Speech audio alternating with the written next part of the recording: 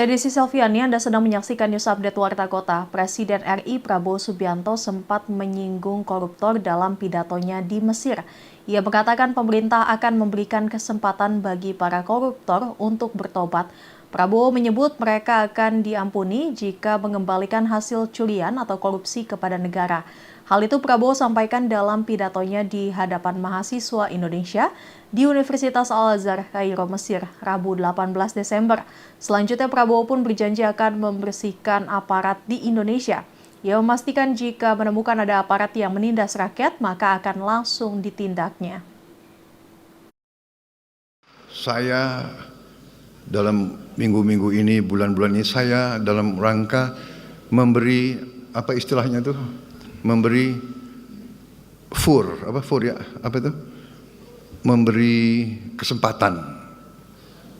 memberi kesempatan untuk tobat. Hai para koruptor atau yang merasa pernah mencuri dari rakyat, kalau kau kembalikan yang kau curi, ya mungkin kita maafkan. Tapi kembalikan dong. Nanti kita beri kesempatan. Cara mengembalikannya bisa diam-diam supaya nggak ketahuan. Mengembalikan loh ya. Tapi kembalikan. Kemudian, hai kalian-kalian yang sudah terima fasilitas dari bangsa negara, bayarlah kewajibanmu. Ya. Asal kau bayar kewajibanmu, taat kepada hukum, sudah kita menghadap masa depan. Kita tidak ungkit-ungkit yang dulu. Tapi kalau kau bandel terus, apa boleh buat? Kita akan menegakkan hukum. Pasukan pengamanan Presiden atau Paspampres menegaskan tidak terjadi pengusiran jemaah saat Wakil Presiden Gibran Rakabuming Raka melaksanakan sholat Jumat di Masjid Raya Baitur Rahman, Semarang pada Jumat 13 Desember. Pernyataan ini disampaikan oleh Wakil Komandan Paspampres Brigadir Jenderal Samson Sitohang menanggapi video yang viral di media sosial yang menyebutkan adanya pengusiran jamaah syaf depan. Pada Rabu 18 Desember, Samson menampik adanya pengusiran jamaah. Adapun kata Samson yang sebenarnya, Paspampres tengah merapatkan saf sehingga lebih muat lagi untuk personel yang lain. Samson juga menegaskan bahwa tidak ada penggeseran saf jemaah seperti yang dinarasikan di media sosial. Ia menyebutkan bahwa saf depan diisi oleh anggota Paspampres. Lebih lanjut, dan Paspampres menilai narasi yang beredar di media sosial tidak mencerminkan kondisi sebenarnya. Ia menjelaskan bahwa Paspampres memiliki prosedur tetap atau protap untuk menjaga keamanan Wakil Presiden. Adapun video Paspampres yang dinarasikan usir jamaah itu dibagikan di akun X Ferry Zandra. Video tersebut pun viral di berbagai platform media sosial.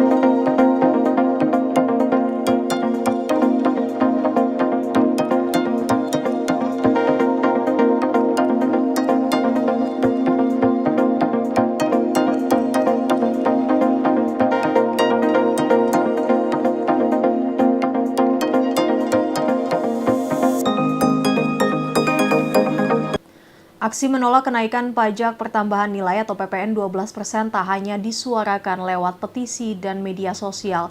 Hari Kamis 19 Desember, mahasiswa hingga K-popers demo di depan istana untuk menolak kebijakan tersebut. Seruan untuk turun ke jalan ramai digaungkan lewat media sosial sebagaimana dilaporkan Kompas.com. Berbagai lapisan masyarakat dikabarkan ikut demo, mulai dari mahasiswa, akademisi, pedagang, hingga penggemar K-pop dan wibu. Seruan itu mengajak masyarakat kumpul bernyanyi bersama di depan Istana Kamis 19 Desember untuk menolak PPN 12%. Sementara itu petisi yang dibuat akun Bareng Warga telah ditandatangani 92.000 lebih orang pada Kamis 19 Desember pagi. Petisi tersebut ditujukan kepada Presiden Prabowo Subianto agar pemerintah segera membatalkan PPN 12%. Kebijakan itu rencananya akan dimulai diterapkan pada 1 Januari 2025 mendatang. Di sisi lain, pemerintah sudah menjelaskan bahwa PPN 12% hanya diberlakukan untuk barang mewah. Misalnya untuk bahan makanan premium seperti wagyu dan ikan-ikan mahal termasuk salmon.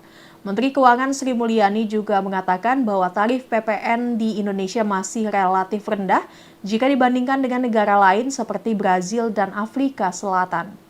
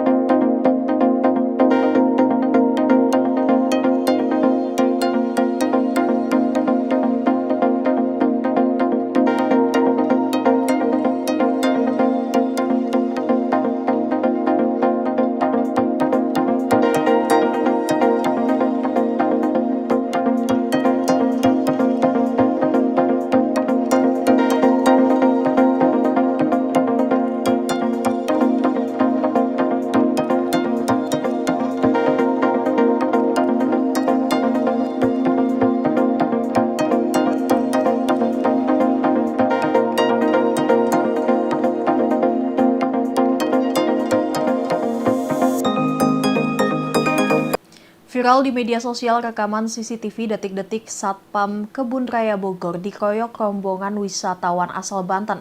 Satpam tersebut dikeroyok lantaran menahan rombongan untuk tidak masuk ke Kebun Raya Bogor karena jam operasional yang sudah tutup. Rombongan wisatawan tersebut ngamuk memaksa masuk Kebun Raya Bogor hingga mengeroyok Satpam. Kapolsek Bogor Tengah AKP Agustinus Manurung mengatakan wisatawan tersebut merupakan rombongan perguruan pencaksilat dari Banten. AKP Agustinus mengatakan pengeroyokan itu terjadi pada Minggu 15 Desember lalu. Rombongan tersebut berniat berziarah ke sebuah makam yang ada di dalam Kebun Raya Bogor. Namun karena jam operasional sudah tutup, maka Satpam menolak rombongan tersebut masuk.